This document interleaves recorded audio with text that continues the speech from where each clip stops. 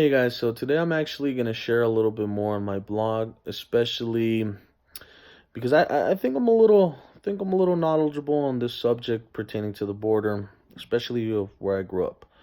I grew up in Fort Hancock, Texas, small town, probably no more than 1,000 people, right outside of El Paso.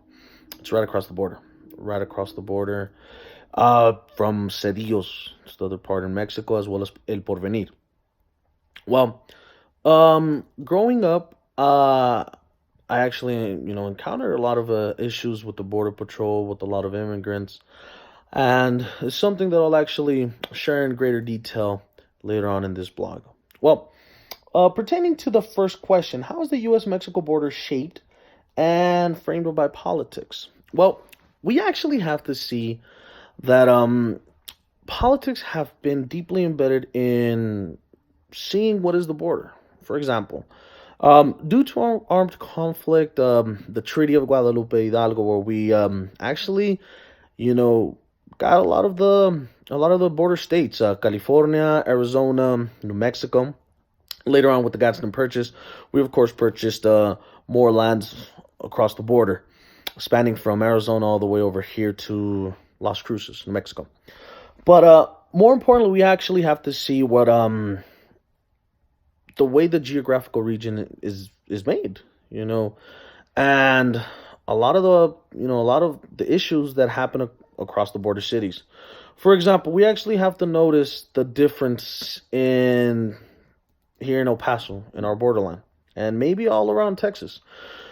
We could actually see that there's actually a body of water, the river, Rio Grande, that actually separates us, and it lets us know that over the river is Mexico, and across this side of the river, it's actually the United States. Um, Another issue also is very different, from Tijuana, Arizona. They actually don't have water. If anybody has ever gone to Rocky Point and they've gone through the Sonoita Bridge, or even in Tijuana, they've gone through the San Isidro Bridge, we could actually notice that it's not a bridge, it's actually a port of entry. The same way as these bridges are ports of entry, and very different because there's no water separating them, and this is where we actually have to see the very difference in the geographical regions, which actually takes me to the next point of what is a legal borderland, and what are the ways that borders are strategically policed.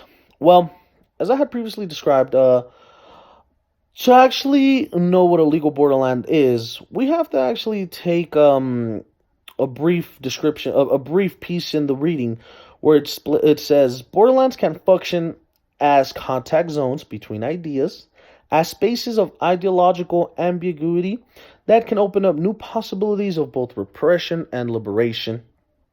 It is also these boundaries that define our American way of life. As I had stated, growing up in Fort Hancock, I remember one of my first jobs was actually herding goats, herding sheep. I used to graze them in the fields right across the Rio Grande. You know, I could actually see right across the border of the other person who would either graze the cattle, they'd work on the fields, and it's a very, very distinct way of life. And it is here that we actually have to notice it, whether it's the terrain, the lands that they're grazing, the lands that they're walking on, or even the houses. It's a very different, and it separates the ways of life that we actually have here in America and they have in Mexico. Now, something that we have to be very appreciative is the way the border is policed. And I can speak from experience. Uh, Living in Fort Hancock, there was, I could honestly say, twice a month, I could either see immigrants coming across the border, going to the freeway to I-10, or immigrants either trying to come to the house knock, asking for water, or, food, and numerous times, I'm not gonna lie, if I had water, I'd give it to them. If I didn't have any, unfortunately, I couldn't do anything. But more importantly, it is these border patrol agents that try to help and secure our borders.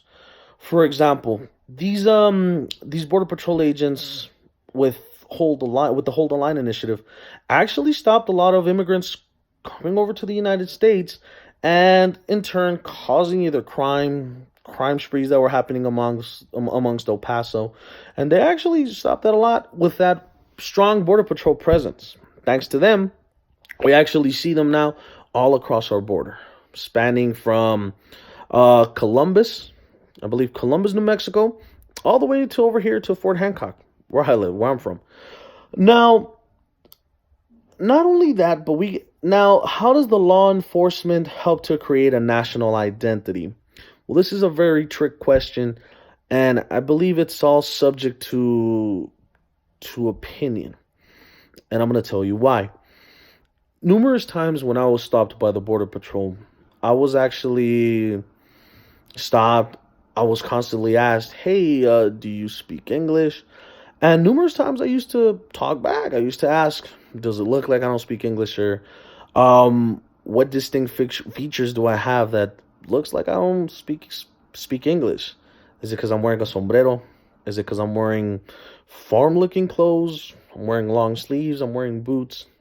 What is it, sir? Clothes that are associated with immigrants crossing over the border? Maybe would it be different if I looked more American? But that was the question that I never got answered. What does an American truly look like? Does he wear a trucker hat? Does he wear a college t-shirt? And the real question is that law enforcement actually, these Border Patrol agents actually shape of what an immigrant looks like.